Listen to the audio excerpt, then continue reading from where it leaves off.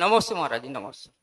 हमारे जैन धर्म में तप तपस्या त्याग अच्छे कर्म करो तब जाके 50% चांस होते हैं कि मानव जीवन मिले। और दूसरे धर्म में मांसाहारी भी होते हैं, शराब भी पीते हैं, दुनिया भर के गलत काम भी करते हैं, फिर भी तो उनको मानव जीवन मिल रहा है। और हमारे देश की अगर देखो आप तो 150 साल में 3 गुना 4 गुना जनसंख्या बढ़ चुकी है। सरकार खुद कह रही है दो बच्चे दो ही अच्छे, तो इससे भी मानव जीवन कहाँ से मिल रहा है? बैठो। ऐसा है,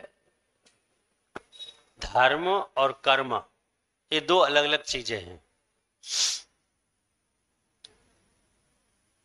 कोई व्यक्ति ऐसा भी हो सकता है कि वो मांसाहारी है फिर भी मनुष्य आयु का बंद कर ले, संभव है, क्योंकि जिस समय वो आयु का बंद करेगा उस समय मनुष्य आयु के बंद करने को परिणाम हो उसके, तो कर लेगा वो। लेकिन अब मनुष्य तो हो जाएगा वो। अब कैसा मनुष्य होगा? कभी सुखी नहीं रह सकता, ऐसा मनुष्य होगा, क्योंकि उसके मांसाहार आदि के द्वारा, हिंसा आदि के द्वारा जो उसने कर्माश्रव किया है, उस कर्म का उदय आएगा तो उसे भोगना पड़ेगा।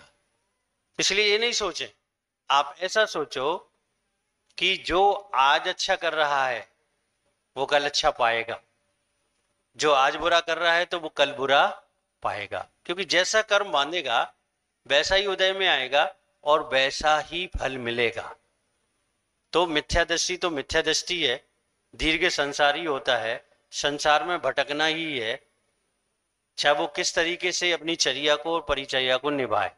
हिंसा करेगा तो और ज्यादा पाप को भोगेगा और ज्यादा कष्ट पीड़ा को भोगेगा, हिंसा नहीं करके मंद कसायों से रहेगा तो उस हिसाब से भोगेगा। और जो सम्यक दृष्टि है, जैनत को मानने वाला है, वो अगले अगले भवों में जो उसने सम्यक दर्शन को ग्रहण किया है, वस्तु के स्वरूप को समझा है अथवा चर्या का पालन किया है, तो उस हिसाब से वो कर्म को भोगेगा। संसार ऐसे ही चलता है। कल वो अच्छा करके आए थे तो आज मनुष्य हैं, और आज बुरा कर रहे हैं तो कल नारकी हो सकते हैं, तिरंछ हो सकते हैं। आप अच्छा करके आए थे तो आज मनुष्य हैं। बस अंतर है कि आपको जैन कुल मिल गया।